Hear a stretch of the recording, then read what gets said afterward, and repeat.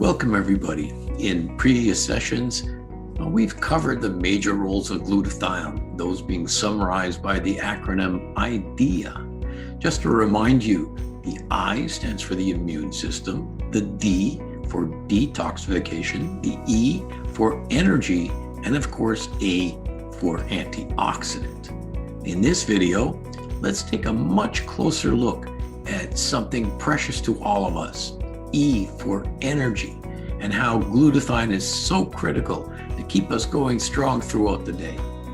If you want to get more into the topic, feel free to read the chapter on glutathione and energy in my latest book. There are so many ways in which glutathione gives you energy, from simply improving your health to more complex explanations on a tissue level like muscle strength, to a cellular level like the elimination of toxins, and even right down to a molecular level where things like a single atom or electron are considered. Now, who hasn't felt tired for no reason, or didn't wish to have more energy to get through the day or even the next hour?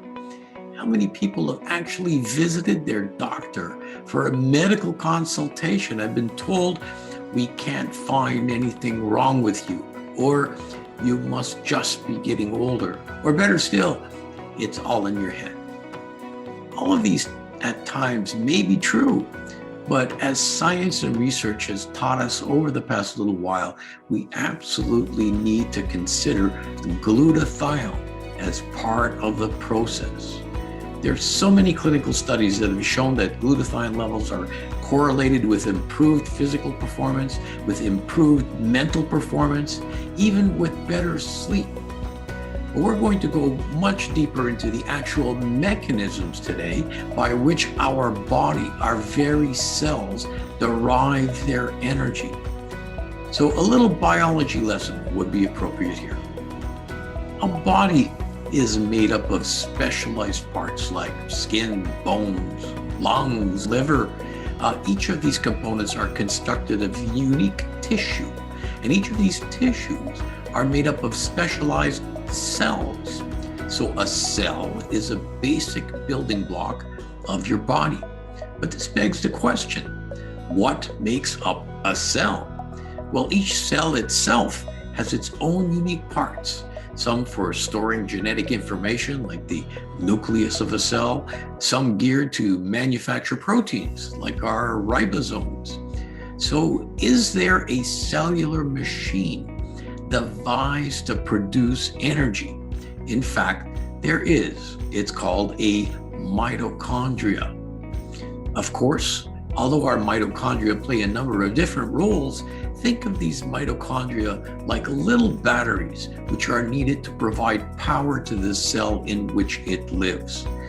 Cells that sit around not doing much, like a fat cell, have very few mitochondria. Liver cells, which are actively metabolizing biochemicals 24/7, can have thousands of mitochondria because they require more energy. Without getting into a complicated discussion of biochemistry, let's look at a few basic truths about energy production. Whether it's a nuclear station or a campfire, energy production always results in two consequences. Number one, heat, and number two, waste products. Consider a gasoline engine. It requires water cooling, or the engine will eventually overheat, and it requires an exhaust to carry away the burnt fuel. Our mitochondria are not dramatically different. As they produce energy for our cells, they too produce excess heat and waste products in the form of free radicals.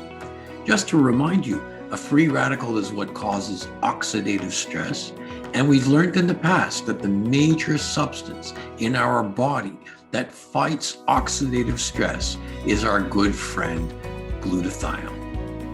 Mitochondria are absolutely dependent on glutathione to handle the heat produced and to neutralize the potential damage done by free radicals and oxidative stress. It's our master antioxidant, the glutathione, once again to the rescue. Without it, our mitochondria literally would burn up and stop functioning. The easier our cells have access to good supplies of glutathione, the better our energy production will be. Keep your engines running cool. To health.